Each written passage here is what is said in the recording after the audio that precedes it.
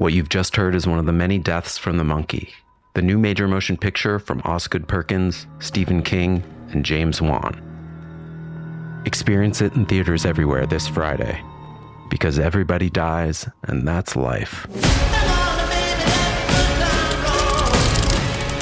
Let's have some fun. At T-Mobile, our critical mission is providing unparalleled 5G coverage for when connectivity is mission critical. Introducing T-Priority, America's best 5G network experience for first responders, even in times of congestion. More capacity, faster speeds, better coverage. T-Priority from T-Mobile, built for tomorrow's emergencies, ready today. Discover more at t-priority.com. For qualifying organizations on eligible rate plans, coverage not available in some areas and may be impacted by emergencies.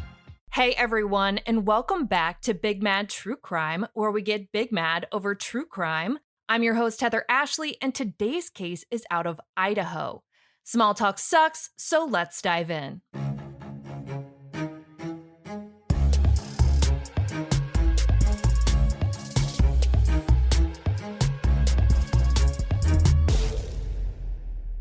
Eight-year-old Taryn Summers, or Taryn Quinton, depending on who you ask, was the middle of 5 siblings. She had an older brother, Tristan, who was 16, an older sister, Taylor, who was 14, and 2 younger siblings, a brother and a sister, who were 4 and under.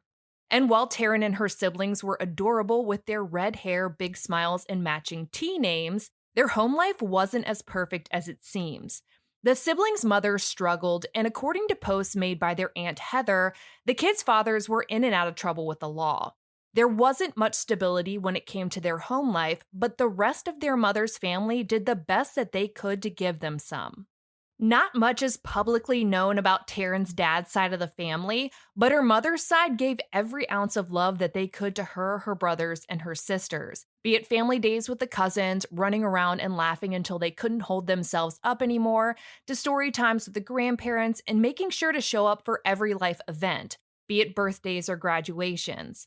But as much love as their extended family gave them, they weren't Taryn's parents, and what happened when she and her siblings were home was out of their control. According to East Idaho News, the situation at home hit a breaking point when Taryn, her older sister Taylor, and her youngest sister all tested positive for what the outlet calls hard drugs. No one knows how the drugs got in their system or what prompted the kids to be tested, but it looks like that was the catalyst that landed all 5 of them in foster care. We've covered several cases with horrifying foster parents, but if we're being honest, this case didn't start out that way. The Idaho Press reports that the kids were lucky enough to stay together, finding an immediate foster family that was willing to take in all 5 of them.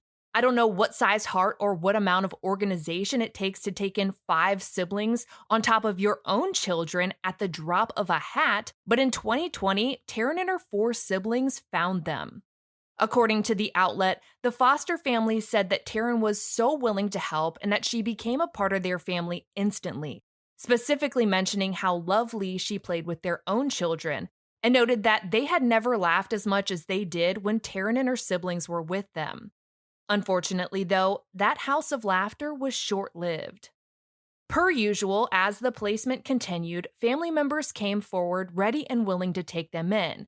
And while their Aunt Heather was really hoping to get them placed with her, Taryn's grandmother on her father's side of the family is who they were placed with. This part is a little gray, but it looks like this grandmother was the mother of both Taryn and Taylor's father and the step-grandmother to the rest. Taryn and her siblings were officially going to be with family again, but as great as that sounds on paper, the home they were about to enter just seemed inadequate. Which sounds judgy as fuck, but bear with me. I looked up the address of this grandmother's home on Realtor.com, and it honestly looks like a little shack with a garage. It's listed as a 2-bedroom, 1-bathroom house on Airport Road in Emmett, Idaho, and in the sale photo, one of the front panels of the house had been replaced with a sheet of plywood. I'm not here to judge anyone's home, what it cost, or how big it is. The issue here is that at the very least, there were 6 people living in a 2-bedroom house, all sharing a single bathroom. And Taryn's mom's side of the family had their concerns. They posted on Facebook that 3 of the children had told friends that grandma was mean, but what could they do? The placement had been made, and what does mean mean?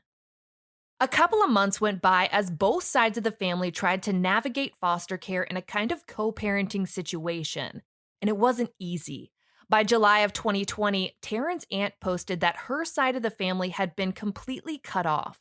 There were no visits, there was no communication. The family they once had felt like it had shrunk by 5 overnight. Something felt off for obvious reasons, and it was only going to get worse.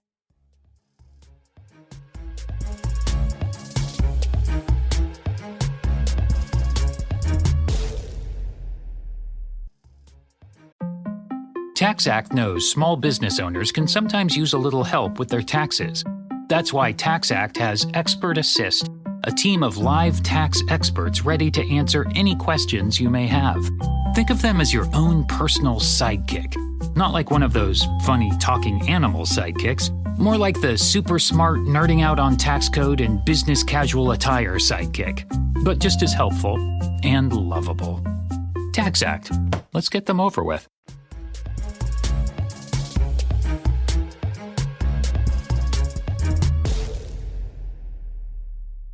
Two agonizing months went by, and in September, the family got the news that 16-year-old Tristan had gone missing.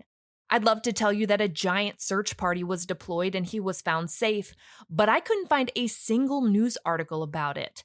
There were some flyers posted here and there on local Facebook pages and in groups, but that was about it. Tristan's disappearance seemed to be chalked up as a runaway, but a runaway that no one tried to bring home. Another month went by of the now 4 kids in Grandma's house, and no one can tell you what was going on in there. But what I can tell you is that by October, another one of Taryn's siblings had gone missing. This time, it was 14-year-old Taylor. And just like Tristan, there was no media uproar, just a few posts here and there. And again, she was chalked up as a runaway that no one was trying to bring home. Hearing this now, we're all sitting here wondering what in the huckleberry fuck is going on in that house, but there was no media frenzy putting these pieces together for anyone. But while the community wasn't able to see the massive red flags yet, the rest of Taryn's family saw them from a mile away. They were terrified and willing to do whatever it took to get the 3 remaining kids out of the home and figure out where their niece and nephew had gone.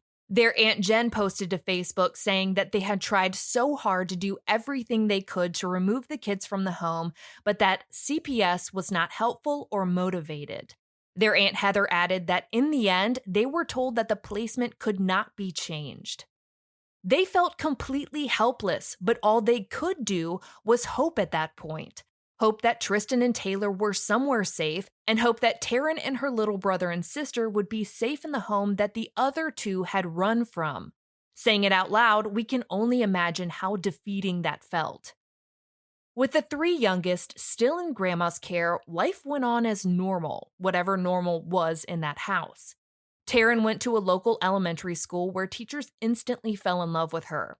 According to the Idaho Press, one teacher described her as a delightful bundle of energy, saying that Taryn was a kind, funny, smart, artistic young lady who loved to play with her friends and help others. She added that Taryn liked to help her teachers and classmates whenever she could and was very active and liked to swing with her friends. According to a local, one of Taryn's best friends actually wound up living in the house next door to her. With her little bestie living so close, Taryn's aunt said that her friend's mother started to notice things. Heather's aunt posted to Facebook saying that the neighbor had told her that Grandma was particularly mean to Taryn, and that one day Taryn had actually run to her house for help.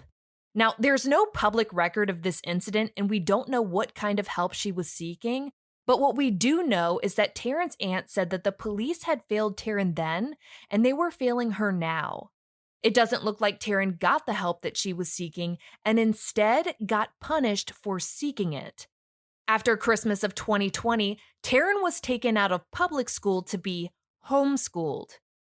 Grandma wasn't known around town as someone who would pride herself in being an educator. Honestly, no one seemed to know much about her at all, other than the fact that she talked a big game and liked to shop at the Family Dollar.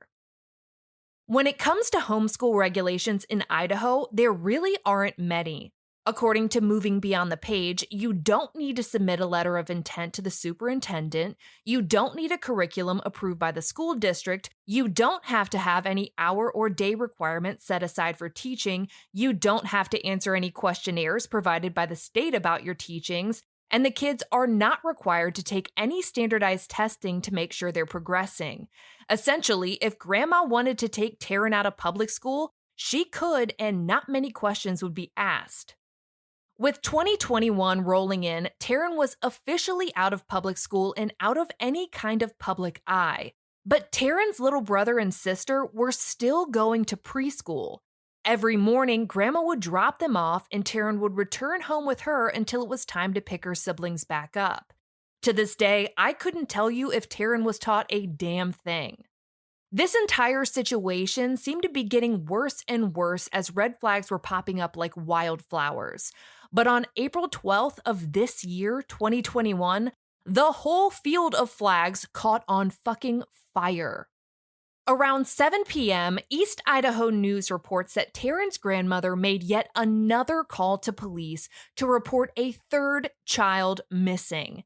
This time, it was 8-year-old Taryn. If you're wondering what in the Lori Vallow is happening here, you're not alone. KTVB reports that because of Taryn's age, she was considered a missing child and not just a runaway. And because of that, finally, a search and rescue team was brought in. Throughout the night and into the next day, law enforcement scoured the area around Airport Road, knocking on doors, looking through fields of dirt, looking through fields of grass, looking for anything that might point to Taryn or where she could be, but nothing, not at all, nothing was found. The high that day was 55 and the low was 27, and the area surrounding the home was flat and sparse. There were a few trees surrounding a couple of houses, but other than that, if you could open your eyes and twirl, there wasn't much distance you couldn't visually cover. If Taryn had run away like her brother and sister had, she couldn't have gotten far and she would be extremely cold. If Taryn hadn't run away on foot, that had to mean that someone had to have taken her. But who would take Taryn? When would they have had the opportunity, and why?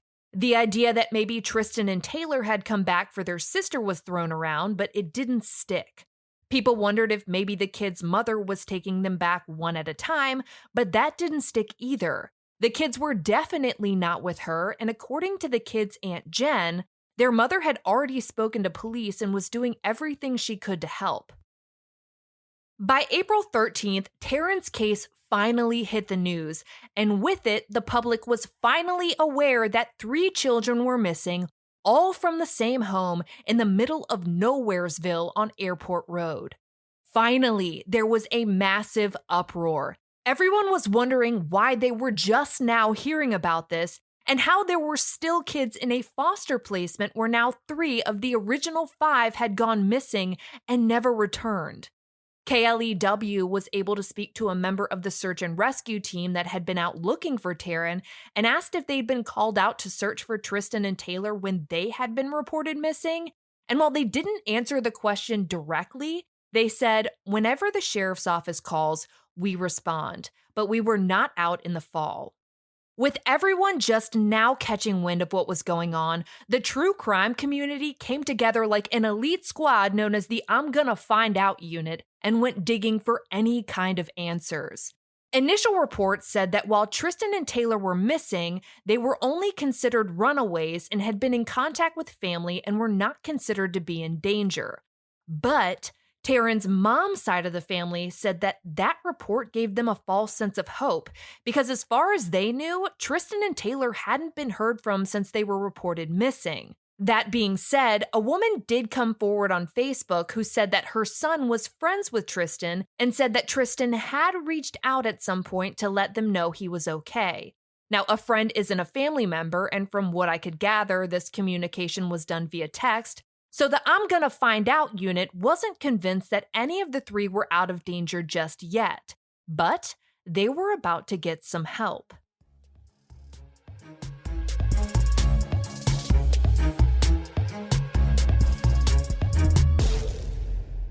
You've maxed out your 401k, you're contributing to an IRA, and making some other investments. You're ahead of the game and doing well. But where do you go from here? The same old story can only get you so far. If you want a new take from a new type of financial professional, we invite you to get a fresh perspective beside an agent with the backing of New York Life. Insurance, investments, retirement, and more. Visit NYL.com to learn more. Investments are offered through registered representatives of NYLife Securities, LLC, member FINRA SIPC, a New York Life company.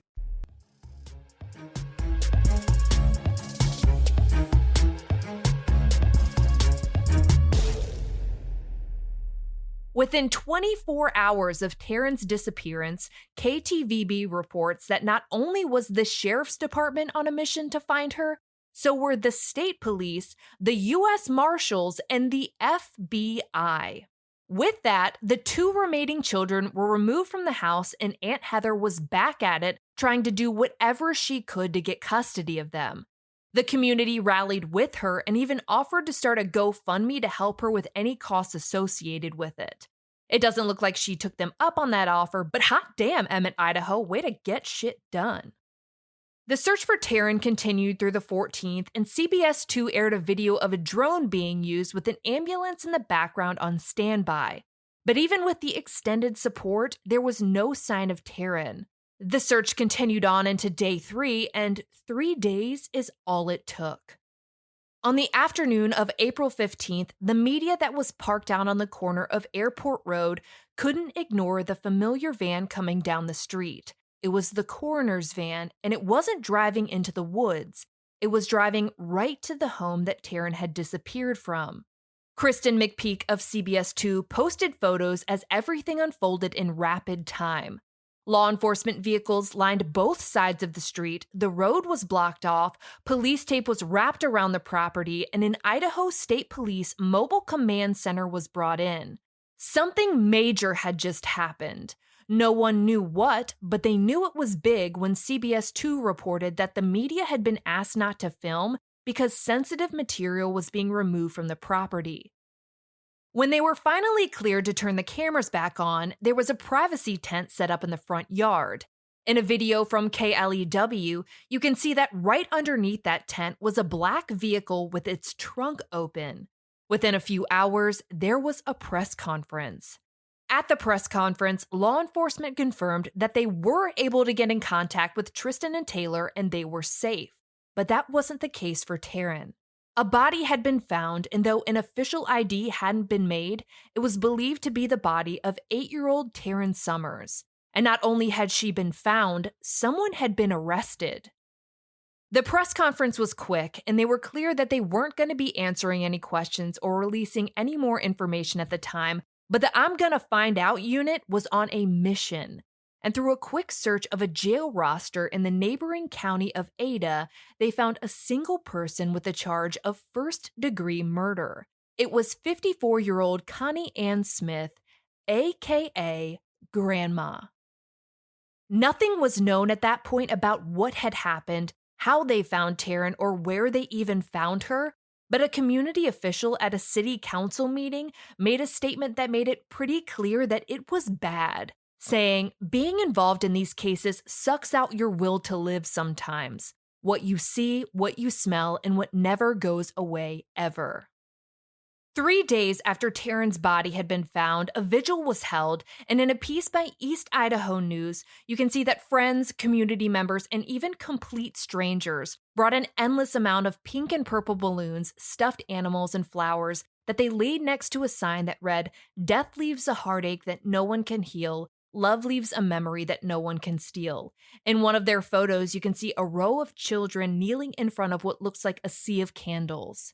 One of Taryn's little friends told KBOI, "She was my best friend. I rode the bus with her. I miss her, and I hope she's in heaven."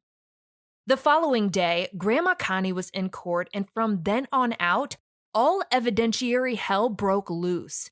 CBS 2 was able to get a copy of the probable cause affidavit, and in it they said that during a search of the home, officers noticed a piece of carpet had been cut out from the room that Taryn slept in. When asked about it, the outlet reports that Connie told police that on the day Taryn went missing, she had defecated on the carpet and then used her hands to smear it in.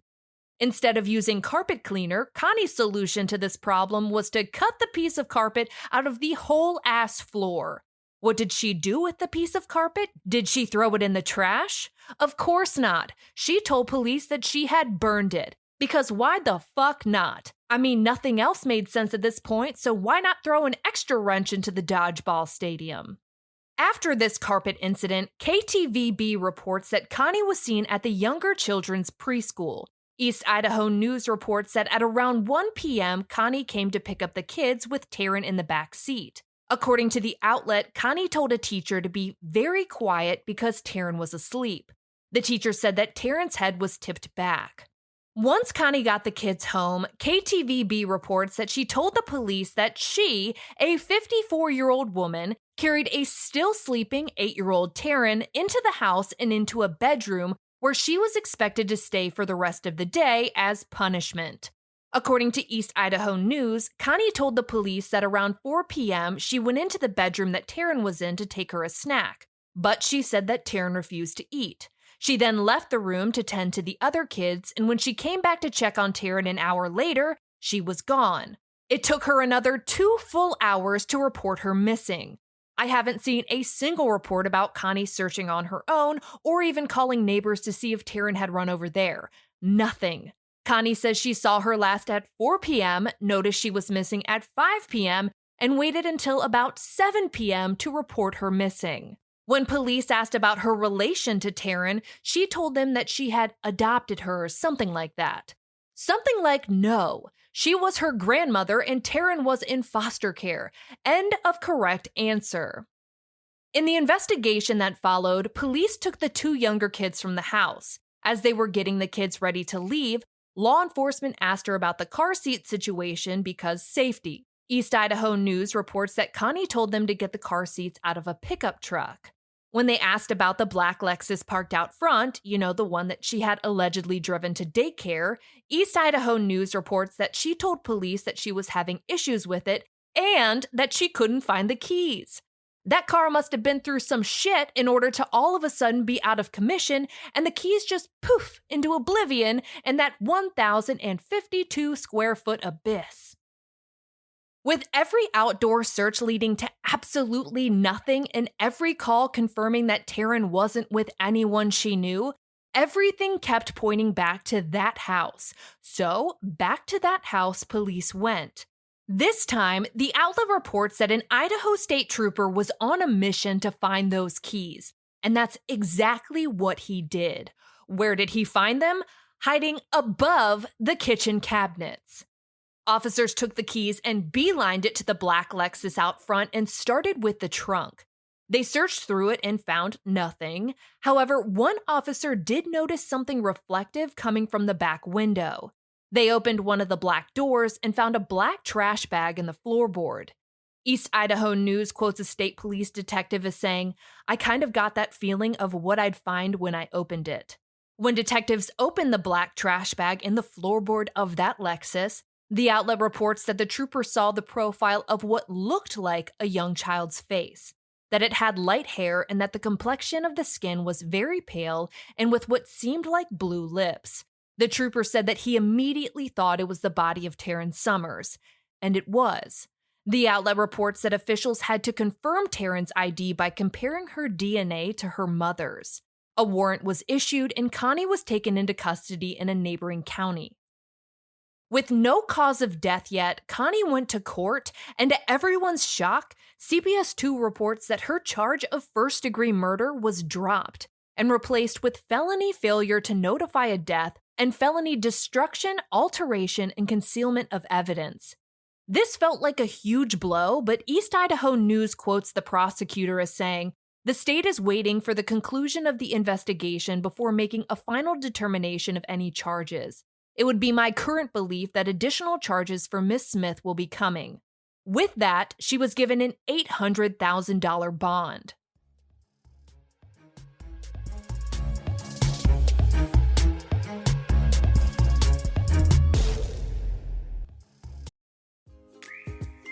Children's Dimetapp knows the sick day struggle is real. But it doesn't have to be. When sickness strikes, Children's Dimetapp works safely and quickly to relieve cough and other cold symptoms. And your kiddos won't run from its yuck-free sweet grape flavor. Trusted by parents for over 50 years. Children's Dimetapp, your stress-less sick day solution.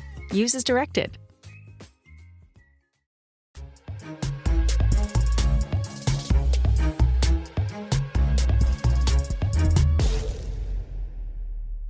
Connie was ultimately assigned a public defender who argued for a lesser bond, saying that she wasn't a flight risk. According to East Idaho News, the argument was that she had strong ties to the community, had been living there for 20 years, and that she had 8 children. Last time I checked, when I ran a report on Connie, she only had 3 kids, so how did we get to 8? Unless Audacity is on clearance, there is no way they're counting her 5 foster children. And even if they had those balls, the fucking math is wrong. One of them had just been found dead on their client's property. It should come as no surprise that her bond held strong at $800,000. Less than 3 months ago, in August of 2021, Connie had her preliminary exam and her charges stuck. She pled not guilty and is scheduled to go to trial in January of 2022. Since all of this happened, the pattern of tragedy in Taryn's family hasn't slowed down. When Taryn's obituary was published, it was one single sentence.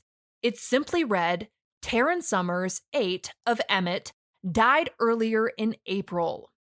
Taryn's 9th birthday passed in May, and all I could find were a couple of Facebook posts remembering her. Taryn's older sister Taylor mourned her death from a distance, changing her profile photo on Facebook to a picture of Taryn riding a horse and adding a picture of the two of them together with Taryn giving her older sister a piggyback ride. And while all of that is enough to break your heart, in July of 2021, the children's Aunt Heather posted that Taylor and Tristan, Taryn's older siblings, were out hiking with some friends near the Snake River in Twin Falls when the current picked up and sucked Taylor under. Tristan and their friends tried jumping in to save her, almost getting sucked under themselves, but they couldn't find her. CBS 2 reports that they searched the river for Taylor for 2 days, even draining some of the water to make it easier to find her, but the search was ultimately called off after they felt like they had done everything they could to find her. Within a few days, her body was ultimately found by a police drone. In just 3 months, Taryn and her sister had both lost their lives. And the sibling unit of 5 was now only 3. I would love to tell you that the tragedy ended there, but last month, in October of 2021, Idaho.gov reports that Tristan was on his way to a football game, headed to the bus that takes the players to the fields, but he never got on the bus. Instead, the report says that Tristan got into an unknown vehicle, and as far as I can find, no one has heard from him since. Taryn's life and Taryn's siblings' lives have been marked with one tragedy after another. There is no shortage of people who loved them and continue to love them, but for now, the hope is that her 2 younger siblings are in a safe and loving home, that Tristan will be found, and that there will be some kind of justice for Taryn. As this case moves along and more information comes out, I'll be sure to update you.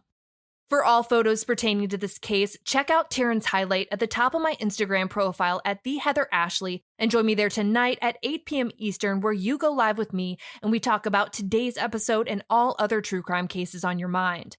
If you like your podcast ad-free, head over to our Patreon at patreon.com/BigMadTrueCrime, where for just $1 a month, your episodes are totally ad-free. If you need more episodes in your life, for just $5 a month, you get a bonus episode on the first Monday of every month. All your episodes are ad-free, and you'll also receive a forever discount code for all Big Mad True Crime merch. And of course, anytime you sign up, you get instant access to all previous bonus episodes. I'll be bringing you a brand new case a week from today, and I cannot wait. But until then, we out.